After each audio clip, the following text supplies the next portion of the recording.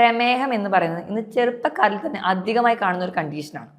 എത്രത്തോളം നമ്മൾ മരുന്ന് കഴിച്ചാലും അത്രയും അതിലും അധികമായിട്ട് പ്രാധാന്യം അതിന് ഡയറ്റിൽ, വ്യായാമത്തിലൊക്കെയാണ്. നമ്മൾ പല പേഷ്യൻസിനോടും ഇതിനെക്കുറിച്ച് ഡിസ്കസ് ചെയ്താലും അവർ പറയാറുണ്ട് അവർക്ക് ഒരു ബിസി ലൈഫിൽ ഇതൊന്നും സമയം കിട്ടുന്നില്ല. എത്ര ബിസി ആണെങ്കിലും നമ്മുടെ ആരോഗ്യത്തിന് വേണ്ടിയിട്ട് മാറ്റി വെക്കണം, അല്ലെങ്കിൽ ആരോഗ്യം ശ്രദ്ധിക്കാൻ വേണ്ടി നമ്മൾ കൂടുതൽ, അല്ലെങ്കിൽ ഒരു ഡയബറ്റീസ് ഒക്കെ തടയാൻ വേണ്ടി നമ്മൾ നോക്കേണ്ട 6 പോയിന്റാണ് നമ്മൾ ഡിസ്കസ് ചെയ്യുന്നത്. ഞാൻ ഡോക്ടർ പ്രിയ, Q1B ഹെൽത്ത് കെയറിലെ മെഡിക്കൽ ഓഫീസറാണ്.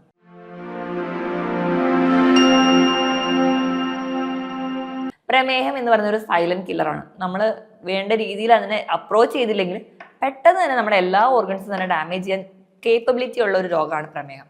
മറ്റേത് രോഗം പോലെയല്ല, അത് എല്ലാ അവയവങ്ങളെയും ബാധിക്കാൻ ചാൻസ് വളരെയധികം കൂടുതലാണ്. മുൻകാലങ്ങളിലൊക്കെ നമ്മൾ നോക്കുകയാണെങ്കിൽ പ്രമേഹം എന്ന് പറയുന്നത് ഒരു 50-ന് മുകളിലോട്ട് ഉള്ള ആൾക്കാരിലാണ് കണ്ടുവന്നിരുന്നതെങ്കിൽ ഇന്നൊരു 30 വയസ്സിന് മുകളിൽ തൊട്ട് പ്രമേഹ രോഗങ്ങളുള്ളവരെ കാണാറുണ്ട്. നമ്മുടെ അടുത്ത് വരുന്ന മിക്ക പേഷ്യൻസിനെ നോക്കിയാലും നമുക്കറിയാം മിക്ക ആൾക്കാരും ചെറുപ്പത്തിൽ തന്നെ ഈ ഒരു പ്രമേഹ രോഗത്തിന് അടിമകളാണ്. നമ്മളത് വന്നു പോയാൽ പോലും നല്ല രീതിയിൽ അത് കൺട്രോൾ ചെയ്തില്ലെങ്കിൽ പെട്ടെന്ന് തന്നെ നമ്മുടെ കിഡ്നി, നമ്മുടെ ലിവർ, നമ്മുടെ കണ്ണിനെ, നമ്മുടെ നാഡികളെ, അങ്ങനെ എല്ലാ സിസ്റ്റത്തിനെയും ബാധിക്കാൻ കേപ്പബിലിറ്റി ഉള്ള ഒരു രോഗമാണ് ഈ ഡയബറ്റിസ് എന്ന് പറയുന്നത്. അപ്പം നമ്മൾ അത്രയും സീരിയസ് ആയിട്ട് തന്നെ ചിന്തിക്കേണ്ട കാര്യമാണ്. അപ്പം എത്ര തിരക്കുള്ള ആൾക്കാരാണെങ്കിലും നമ്മുടെ ആരോഗ്യം നോക്കിയില്ലെങ്കിൽ പിന്നീട് നമ്മൾ ഒരുപാട് മെഡിസിൻസ് കഴിക്കുക, അല്ലെങ്കിൽ ഒരുപാട് ഒരു ക്രൈസിസിലൂടെ നമ്മൾ ഫേസ് ചെയ്യേണ്ടി വരും. അപ്പം എല്ലാവർക്കും, അല്ലെങ്കിൽ ഏത് ഒരു രോഗം ഉണ്ടാവാൻ ചാൻസ് ഉള്ളവരായിക്കോട്ടെ, അല്ലെങ്കിൽ ഇനി രോഗങ്ങളെ തടയാൻ ആഗ്രഹിക്കുന്നവരായിക്കോട്ടെ, അവർ ശ്രദ്ധിക്കേണ്ട 6 പോയിന്റ്സിനെ കുറിച്ചാണ് നമ്മൾ നോക്കുന്നത്. ഒന്നാമതായിട്ട്, ഈ ബിസി ഷെഡ്യൂൾഡ് ആയിട്ട് എല്ലാ ആൾക്കാരും പറയുന്ന ആൾക്കാർ നോക്കിക്കഴിഞ്ഞാൽ കൂടുതൽ ആൾക്കാരും ഒരു ഓഫീസ് ടൈമിൽ വർക്ക് ചെയ്യുന്നവരായിരിക്കും. കൂടുതൽ ആൾക്കാരും നമ്മൾ നോക്കുകയാണെങ്കിൽ കൂടുതൽ നേരം ഇരുന്ന് ജോലി ചെയ്യുന്ന ആൾക്കാർക്കാണ് ഈ പറയുന്ന രോഗങ്ങളൊക്കെ ഉണ്ടാവാൻ ചാൻസ്. ഇരുന്ന് ജോലി ചെയ്യുമ്പോൾ ഈ രോഗങ്ങൾ ഉണ്ടാവാനുള്ള ഒരു ബേസിക് കാരണം, ഇരുന്ന് ജോലി ചെയ്യുന്നവർക്ക് യാതൊരുവിധ വ്യായാമം ഇല്ലാത്തത് കൊണ്ട് തന്നെ, ബോഡി മൂവ്മെന്റ്സ് ഒന്നും ഇല്ലാത്തത് കൊണ്ട് തന്നെ ബോഡി വെയിറ്റ് പെട്ടെന്ന് കൂടും. ബോഡി വെയിറ്റ് കൂടി കഴിഞ്ഞ് കഴിഞ്ഞാൽ ഇൻസുലിൻ റെസിസ്റ്റൻസ് എന്ന് പറയുന്നൊരു കണ്ടീഷൻ പെട്ടെന്ന് വരികയും, ഇൻസുലിൻ റെസിസ്റ്റൻസ് വന്നു കഴിഞ്ഞാൽ ടൈപ്പ് 2 ഡയബറ്റിസ് ആയി. അമിതവണ്ണത്തിനോടൊപ്പം ടൈപ്പ് 2 ഡയബറ്റിസ് ഉണ്ട്. അതോടൊപ്പം തന്നെ ഉയർന്ന രക്തസമ്മർദ്ദമുണ്ട്. കൊളസ്ട്രോൾ ലെവൽ കൂടുതലാണെങ്കിൽ പിന്നീട് അടുത്തൊരു സ്റ്റേജിലോട്ട് കിടക്കും. അങ്ങനെ മെറ്റബോളിക് സിൻഡ്രോം ആയി. അപ്പം ഇരുന്ന് കണ്ടിന്യൂസ് ആയിട്ട് ഇരുന്ന് ജോലി ചെയ്യുന്നു, 8-9 മണിക്കൂർ ഇരുന്ന് കണ്ടിന്യൂസ് ആയിട്ട് ജോലി ചെയ്യുന്ന ആൾക്കാർ നമ്മുടെ ഇടയിൽ കാണാനുണ്ട്. ചിലപ്പോൾ ഇവർക്ക് തന്നെ ഒരാഴ്ച നൈറ്റ് ഷിഫ്റ്റ് ആയിരിക്കും, അടുത്തൊരാഴ്ച ഡേ ഷിഫ്റ്റ് ആയിരിക്കും. ഇങ്ങനെ ഷിഫ്റ്റുകൾ മാറി മാറി വരുന്ന ആൾക്കാരുണ്ടാവും. ഇങ്ങനെ വരുന്ന സമയത്ത് നമ്മുടെ ബോഡിക്ക് തന്നെ ഒരു കറക്റ്റ് ആയിട്ടുള്ള ഒരു റിതം ഉണ്ടാവില്ല.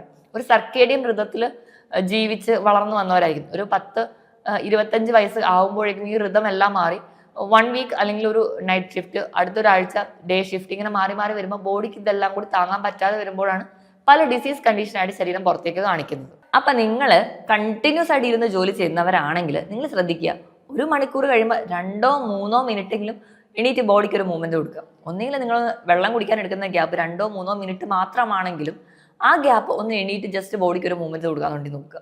ഇനി അല്ലെങ്കിൽ ഒന്ന് വാഷ്റൂമിൽ പോവുക. 1 മണിക്കൂറിനിടയിൽ എന്തെങ്കിലും തരത്തിലുള്ള ഒരു ബോഡി മൂവ്മെന്റ്സ് കൊടുക്കുന്നത് ഒരു പരിധി വരെ ഇതിനോടുള്ള ഒരു ടെൻഡൻസി കുറയ്ക്കാൻ സഹായിക്കും. ഇനി ഇത് മാത്രമല്ല, ഇനി നിങ്ങൾ പല ആൾക്കാരും പറയാറുണ്ട്, രാവിലെ ജോലിക്ക് കയറുന്നതിന് മുൻപ് ഞാൻ നല്ല രീതിയിൽ വർക്കൗട്ട് ചെയ്യുന്നുണ്ട്, ഞാൻ നല്ല രീതിയിൽ വ്യായാമം ചെയ്യുന്നവരാണ്, എന്നിട്ടും എനിക്ക് എങ്ങനെ ഈ അസുഖമൊക്കെ വന്നു? നിങ്ങൾ കറക്റ്റായിട്ട് എക്സസൈസ് ചെയ്യുന്നവരായിക്കോട്ടെ, പക്ഷെ കണ്ടിന്യൂസ് ആയിട്ട് 8-9 മണിക്കൂർ ഇരിക്കുന്ന സമയത്ത് നമുക്ക് പല രീതിയിൽ ഉണ്ടാകുന്ന ഇൻഫ്ലമേഷൻസ് ശരീരത്തിൽ ഉണ്ടാവുന്നുണ്ട്. അതിൻ്റെ ഭാഗമായിട്ട് നമുക്ക് ആദ്യം കുടവയർ വരുന്നുണ്ട്. കുടവയർ വന്ന് ദഹന പ്രശ്നങ്ങളൊക്കെ തുടങ്ങും. അത് ഫാറ്റി ലിവർ ആവുന്നുണ്ട്. ഇൻസുലിനിൽ മൊത്തത്തിൽ ഒരു ഇൻകംപ്ലീറ്റ്നെസ്, അല്ലെങ്കിൽ ഇൻസുലിനിൽ മൊത്തത്തിൽ ഒരു റെസിസ്റ്റൻസ് വരും. സ്ത്രീകളുടെ PCOD അല്ലെങ്കിൽ അങ്ങനെ ഉണ്ടാകുന്ന ഡിസീസസ് ആവും. അല്ലെങ്കിൽ നമുക്ക് മറ്റ് ഫാറ്റി ലിവറിനോട് ചേർന്ന് തന്നെ ടൈപ്പ് 2 ഡയബറ്റിസ്, മറ്റേ പാങ്ക്രിയാസ് ഡിസോർഡേഴ്സ്, ഇങ്ങനെയൊക്കെ ആയിട്ട് പ്രസന്റ് ചെയ്യുന്നതാണ്. അപ്പോൾ ഇരുന്ന് ജോലി ചെയ്യുന്നവർ എന്തായാലും 1 മണിക്കൂറിൽ ഒരു ബ്രേക്ക് എടുക്കുക. ആ ഒരു ടൈമിൽ വെള്ളം കുടിക്കാൻ വേണ്ടിയിട്ട് ഒന്ന് ജസ്റ്റ് ഒരു ബോഡി മൂവ്മെന്റ്സ് കൊടുക്കുന്നുണ്ടെന്ന് ഉറപ്പുവരുത്തുക. രണ്ടാമതായിട്ട് ശ്രദ്ധിക്കേണ്ട ഫാക്ടർ ഉറക്കമാണ്. നിങ്ങൾ 6 മുതൽ 7 മണിക്കൂറെങ്കിലും കൃത്യമായിട്ട് ഉറങ്ങുന്നുണ്ടെന്ന് ഉറപ്പുവരുത്തുക. ഉറക്കം വളരെ ഇമ്പോർട്ടൻ്റ് ആണ്. നമ്മുടെ ശരീരത്തിൽ നടക്കുന്ന പകൽ നമ്മൾ കഴിക്കുന്ന ഭക്ഷണത്തിൻ്റെ ആയിക്കോട്ടെ, നമ്മുടെ ശരീരത്തിൽ നമ്മുടെ ഓരോ കോശങ്ങൾക്ക് ഉണ്ടാകുന്ന ഡാമേജ് ഒക്കെ റിപ്പയർ ചെയ്യാം. നമ്മുടെ അവയവങ്ങൾക്കൊക്കെ ഒരു റെസ്റ്റ് എന്ന് പറയുന്നത് ഉറങ്ങുന്ന സമയമാണ്. ഇത്രയും നേരം നമ്മൾ ഉറങ്ങിയാൽ മാത്രമേ നമ്മുടെ ശരീരത്തിൽ ഉണ്ടാകുന്ന ഇൻഫ്ലമേഷൻസ് ഒക്കെ നമുക്ക് കുറയ്ക്കാൻ പറ്റുള്ളൂ. ഈ ഇൻഫ്ലമേഷൻസ് കുറയ്ക്കുകയാണെങ്കിൽ അതിൻ്റെ ഭാഗമായിട്ട് നമ്മുടെ ബോഡി കുറച്ചും കൂടെ ഹാപ്പി ആയിട്ട് ഹെൽത്തി ആയിട്ട് ഇരിക്കാൻ പറ്റും. അപ്പോൾ കൃത്യമായിട്ട് ഉറക്കം ഉണ്ടെന്ന് ഉറപ്പുവരുത്തുക. എന്തെങ്കിലും തരത്തിലുള്ള ഉറക്കക്കുറവുള്ളവരാണെങ്കിൽ നിങ്ങൾ അതിന് വേണ്ടി ഒരു ഡോക്ടറെ കാണിക്കുക. നമ്മൾ ഒരുപാട് ടിപ്സുകൾ ഫോളോ ചെയ്താലും ഉറക്കം ചിലപ്പോൾ കറക്റ്റ് ആയിക്കോണമെന്നില്ല.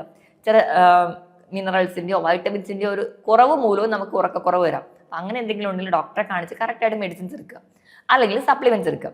ഇനി അതോടൊപ്പം തന്നെ ഉറക്കം കറക്റ്റായിട്ട് കിട്ടാൻ വേണ്ടിയിട്ട് മാക്സിമം ഗാഡ്ജറ്റ്സിന്റെ ഉപയോഗം ഉറങ്ങാൻ തീരുമാനിച്ചതിന് ഒരു 2 മണിക്കൂർ മുൻപെങ്കിലും ഒഴിവാക്കുക. അതുപോലെ തന്നെ രാത്രി ഉറക്കം കിട്ടുന്നില്ലെങ്കിൽ നമ്മൾ കിടക്കുന്നതിന് ഒരു അരമണിക്കൂർ മുമ്പെങ്കിലും ഒരു ചെറിയ ഗ്ലാസ് പാല് കുടിക്കാൻ വേണ്ടി ശ്രദ്ധിക്കുക. ഈവനിങ്ങിൽ ഒരു അരമണിക്കൂർ നടക്കാൻ പോകാൻ വേണ്ടി ശ്രദ്ധിക്കുക. കുറച്ചും കൂടി ഒരു മെഡിറ്റേഷൻസ്, യോഗ പോലെയുള്ള തെറാപ്പികൾ ഫോളോ ചെയ്യുക. അത് നമുക്ക് കുറച്ചും കൂടി ഒരു ഉറക്കം കിട്ടാനും കുറച്ചുകൂടെ സ്ട്രെസ് ഫ്രീ ആവാനും സഹായിക്കും. മൂന്നാമത്തെ കാര്യം എന്ന് പറഞ്ഞാൽ നിങ്ങൾ ശ്രദ്ധിക്കേണ്ടത് പുകവലി പോലെയുള്ള ശീലമുള്ളവരാണെങ്കിൽ അത് കംപ്ലീറ്റ്ലി സ്റ്റോപ്പ് ചെയ്യുക. നമ്മൾ പുകവലിക്കുന്ന സമയത്ത് ഈ നമ്മുടെ ആർട്ടറീസിലൊക്കെ ബ്ലോക്ക് വരാനുള്ള ചാൻസ് വളരെ കൂടുതലാണ്. അത് നമുക്ക് ഹാർട്ട് ഡിസീസ് ഉണ്ടാക്കും. ഇത് മാത്രമല്ല, നമ്മൾ പുക വലിക്കുന്ന സമയത്ത് 30% പുക നമ്മുടെ ആമാശയത്തിലേക്കാണ് ചെല്ലുന്നത്. ഇത് നമ്മുടെ ഡൈജഷനെ ബാധിക്കും. ഡൈജഷനെ ബാധിക്കുന്നതിന്റെ ഭാഗമായിട്ട് പിന്നീട് നമുക്ക് ഗ്യാസ്ട്രിക് റിലേറ്റഡ് ആയിട്ടുള്ള ക്യാൻസറും അതുപോലെ തന്നെ ഗ്യാസ്ട്രിക് റിലേറ്റഡ് ആയിട്ടുള്ള അസുഖങ്ങൾ ഉണ്ടാവാനുള്ള ചാൻസ് കൂടുതലാണ്. എപ്പോഴാണോ നമ്മുടെ ദഹനം കറക്റ്റായിട്ട് നടക്കാത്തത് അന്നാണ് നമ്മളൊരു രോഗിയായി മാറുന്നത്. ഈ പറയുന്ന പോലെ തന്നെ നമ്മുടെ ദഹനം കറക്റ്റല്ല, നമ്മൾ കഴിക്കുന്ന ഭക്ഷണം കറക്റ്റായിട്ട് ദഹിക്കാത്ത പക്ഷം അത് നമുക്ക് ഇൻസുലിൻ ലെവലിലും ചെറിയ ചെറിയ വേരിയേഷൻസ് ഉണ്ടാവും. നമ്മുടെ പാൻക്രിയാസ് ഗ്രന്ഥിനെ ബാധിക്കാം. അതിന്റെ ഭാഗമായിട്ട് നമുക്കൊരു ഡയബറ്റീസ് രോഗിയായിട്ട് മാറാം. കംപ്ലീറ്റ് ആയിട്ട് പുകവലി നിർത്തുക. ഇനി മദ്യപിക്കുന്ന ആൾക്കാരാണ് എങ്കിൽ എനിക്ക് പറയാനുള്ളത്, മദ്യപാനം അത്ര ഹെൽത്ത് വൈസ് നോക്കുകയാണെങ്കിൽ ഓക്കെ, അല്ലെങ്കിൽ ഒക്കേഷണൽ ഡ്രിങ്കിങ് നമുക്ക് ഓക്കെ പറയാം. പക്ഷെ നിങ്ങൾ എല്ലാ ദിവസവും മദ്യപിക്കുന്ന ശീലമുള്ളവരാണെങ്കിൽ അത് കുറച്ചുകൊണ്ട് വരിക. മാസത്തിൽ 1 അല്ലെങ്കിൽ 2 തവണയൊക്കെ ആണെങ്കിൽ അങ്ങനെ പതിയെ കുറച്ചുകൊണ്ട് വരാൻ വേണ്ടി നോക്കുക. എന്നിട്ട് കംപ്ലീറ്റ്ലി സ്റ്റോപ്പ് ചെയ്യാൻ വേണ്ടി നോക്കുക. എപ്പോഴും പുകവലി മദ്യപാനം കൂടെ കമ്പയർ ചെയ്യുന്ന സമയത്ത് എൻ്റെ ഒരു പേഴ്സണൽ ഒപ്പീനിയൻ ആയിട്ട് എപ്പോഴും ആദ്യം സ്റ്റോപ്പ് ചെയ്യേണ്ടത് പുകവലി തന്നെയാണ്. അപ്പോൾ അത് സ്റ്റോപ്പ് ചെയ്താലും ഒരു പരിധി വരെ നമ്മുടെ രക്തക്കുഴലിൻ്റെ ആരോഗ്യം മെച്ചപ്പെടുത്താം. രക്തക്കുഴലിൻ്റെ ആരോഗ്യം മെച്ചപ്പെടുത്തി കഴിഞ്ഞാൽ നമ്മൾ കഴിച്ച ഭക്ഷണത്തിൽ കറക്റ്റായിട്ട് ദഹനം നടക്കും, കറക്റ്റായിട്ട് അബ്സോർപ്ഷൻ നടക്കും. ഈ പ്രശ്നങ്ങളെല്ലാം കംപ്ലീറ്റ്ലി മാറ്റാൻ പറ്റും. നമ്മൾ കുറച്ചുകൂടെ ഹെൽത്തി ആയിട്ട് ഇരിക്കാനും പറ്റും. അതുകൊണ്ട് ഈ ശീലം കംപ്ലീറ്റ്ലി സ്റ്റോപ്പ് ചെയ്യുക. 4ാമത്തെ കാരണം നമ്മുടെ ഭക്ഷണമാണ്. അപ്പോൾ നമ്മുടെ പ്രമേഹത്തിനെ നിയന്ത്രിക്കണമെങ്കിൽ നമ്മുടെ ഭക്ഷണത്തിൽ ഇമ്പോർട്ടൻസ് കൊടുക്കണം. അപ്പോൾ എന്തൊക്കെ തരത്തിലുള്ള ഭക്ഷണങ്ങളാണ് പ്രമേഹ രോഗികൾ കഴിക്കാൻ പറ്റില്ല, എന്തൊക്കെ കഴിക്കണം എന്നുള്ളതിനേക്കാളും ഏറ്റവും പ്രധാനം നമ്മൾ എപ്പോഴാണ് കഴിക്കുന്നത്, നമ്മൾ കഴിക്കുന്നതിൻ്റെ അളവ് പ്രാധാന്യമാണ്, നമ്മൾ കഴിക്കുന്നതിൻ്റെ സ്പീഡ് വരെ പ്രാധാന്യമാണ്. നമ്മൾ എപ്പോഴും ഒരു പ്രമേഹ രോഗി ഭക്ഷണം ഒരു 4-5 തവണയായി ചെറിയ ചെറിയ അളവിൽ ഡിവൈഡ് ചെയ്ത് കഴിക്കാൻ വേണ്ടി ശ്രദ്ധിക്കുക. കഴിക്കുന്ന ഭക്ഷണം ഹെൽത്തി ആണെന്ന് ഉറപ്പുവരുത്തുക.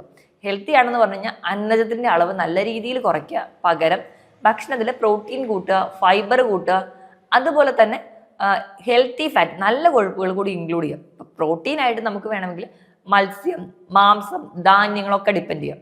ഇനി ഫൈബറിനായിട്ട് പച്ചക്കറികൾ ഡിപ്പെൻഡ് ചെയ്യാം. പഴവർഗ്ഗങ്ങൾ കഴിക്കുമ്പോൾ ലോ ഗ്ലൈസീമിക് ഇൻഡെക്സും ധാരാളമായിട്ട് ഫൈബറും അടങ്ങിയിട്ടുള്ള ഫ്രൂട്ട്സ് ഇൻക്ലൂഡ് ചെയ്യാം.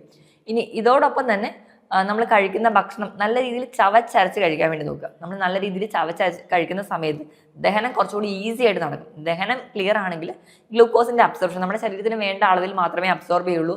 ഷുഗർ ലെവൽ സ്പൈക്ക് ചെയ്ത് പോവില്ല. അതൊരു മോഡറേറ്റ് ലെവലിൽ നിയന്ത്രിച്ചുകൊണ്ട് പോകാൻ പറ്റും. അതുവഴി നമുക്കൊരു പരിധിവരെ ഇൻസുലിൻ റെസിസ്റ്റൻസ് കുറയ്ക്കാം, ഇൻസുലിൻ സെൻസിറ്റിവിറ്റി കൂട്ടാം, ടൈപ്പ് 2 ഡയബറ്റീസിന് ഒരു പരിധിവരെ നമുക്ക് കുറയ്ക്കാനും പറ്റും.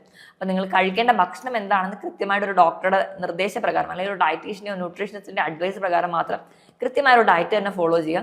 ഇനി അതോടൊപ്പം തന്നെ ഇന്റർമീഡിയറ്റ് ഫാസ്റ്റിംഗ് കൂടി ഫോളോ ചെയ്യുന്ന ഒരു പരിധിവരെ പ്രമേഹ രോഗ സാധ്യത കുറയ്ക്കാൻ പറ്റും. അതിനായിട്ട് രാത്രിത്തെ ഡിന്നർ നേരത്തെ കഴിക്കുക. ഒരു 7 മണിക്കെങ്കിലും സ്റ്റോപ്പ് ചെയ്യുക. പിറ്റേ ദിവസം രാവിലത്തെ ബ്രേക്ക്ഫാസ്റ്റ് ഒരു 16 മണിക്കൂർ ശേഷമാണ് നിങ്ങൾ കഴിക്കുന്നതെങ്കിൽ അവിടെ ഒരു ഇന്റർമീഡിയറ്റ് ഫാസ്റ്റിംഗ് ആവും. തുടക്കത്തിൽ ഒരു 12 മണിക്കൂർ, വീണ്ടും ഒരു 14 മണിക്കൂർ, പിന്നീട് ഒരു 16 മണിക്കൂർ ആക്കി മാറ്റുക. അതുവഴി ഇന്റർമീഡിയറ്റ് ഫാസ്റ്റിംഗ് ഫോളോ ചെയ്യുന്നതും ഒരു പരിധി വരെ നമുക്ക് പ്രമേഹ രോഗ സാധ്യത തടയാൻ പറ്റും. അടുത്തതായിട്ട് നമ്മൾ നോക്കുകയാണെങ്കിൽ 5ാമത്തെ പോയിന്റ് എന്ന് പറയുന്നത് വ്യായാമത്തിനെ മാറ്റി വെക്കുക. കൃത്യമായിട്ട് വ്യായാമം ആഴ്ചയിൽ 6 ദിവസമെങ്കിലും ഒരു അരമണിക്കൂർ ഒരു ഹൈ ഇന്റൻസിറ്റി വർക്കൗട്ടുകൾ ചെയ്യുന്നത് ഏറ്റവും ബെസ്റ്റാണ്. ഇനിയിപ്പോൾ നമ്മൾ നടക്കാൻ പോകുന്നവരായിക്കോട്ടെ, അല്ലെങ്കിൽ ഏത് തരത്തിലുള്ള വ്യായാമത്തിലാണ് നമ്മുടെ ശരീരത്തിന് ഉതകുന്നത് നോക്കിയിട്ട് കൃത്യമായിട്ട് വ്യായാമം ചെയ്യും. വ്യായാമം ചെയ്യുമ്പോൾ നമ്മൾ ശ്രദ്ധിക്കേണ്ട കാര്യം ഒന്നാമതായിട്ട് ഫ്ലെക്സിബിലിറ്റിയാണ്. നമ്മുടെ എല്ലാ ജോയിൻസിലും ഒരു മൂവ്മെന്റ്സ് കൊടുക്കുക. അത് നമുക്ക് കുറച്ചും കൂടി ഒരു ഡയബറ്റീസ് കൺട്രോൾ ചെയ്യാൻ വേണ്ടി സഹായിക്കും. രണ്ടാമതായിട്ട് എയറോബിക് എക്സസൈസുകൾ ഫോളോ ചെയ്യുക. എയറോബിക് എക്സസൈസ് എന്ന് പറയുമ്പോൾ നടക്കാൻ പോകുന്നത്, ജോഗിങ്, സൈക്ലിങ്, സ്വിമ്മിങ്, അങ്ങനെയുള്ള വ്യായാമത്തിൽ ഏർപ്പെടുക. ഇനി അതോടൊപ്പം തന്നെ ഡാൻസിങ് ചെയ്യുന്നത്, സൂംബ ചെയ്യുന്നതും ഒക്കെ നല്ലതാണ്. ഇനി R എന്ന് പറഞ്ഞ റെസിസ്റ്റൻസ് എക്സസൈസ് ആണ്. F for flexibility and A for aerobic exercise and R for resistant exercise.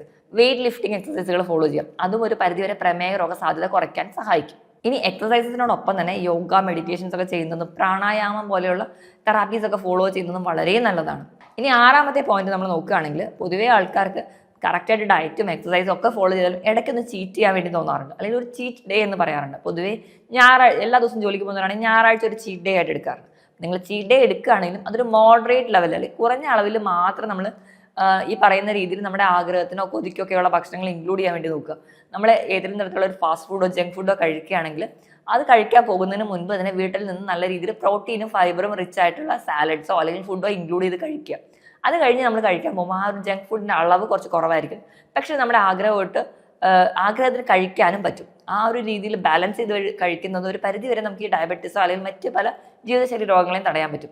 അപ്പം ഞാൻ ഈ പറഞ്ഞ 6 പോയിന്റ്സ് നിങ്ങളൊരു 20 വയസ്സാകുമ്പോൾ തൊട്ട് തന്നെ കൃത്യമായിട്ട് ഫോളോ ചെയ്യുകയാണെങ്കിൽ നിങ്ങൾക്ക് ഉറപ്പായിട്ടും പ്രമേഹ രോഗം അതുപോലെ തന്നെ ഉണ്ടാകുന്ന മറ്റ് പല ജീവിതശൈലി രോഗങ്ങളെയും ഒരു പരിധി വരെ കുറച്ചോട്ട് വരാനോ അല്ലെങ്കിൽ അതിന്റെ തീവ്രത കുറയ്ക്കാനോ സഹായിക്കും. ഞാൻ ഈ പറഞ്ഞ കാര്യത്തിൽ എന്തെങ്കിലും ഡൗട്ട് ഉണ്ടെങ്കിൽ താഴെ കാണുന്ന നമ്പറിൽ കോൺടാക്ട് ചെയ്യുക. മറ്റൊരു ഹെൽത്ത് ടോപ്പിക്കുമായിട്ട് വീണ്ടും കാണുന്നത് വരെ നന്ദി.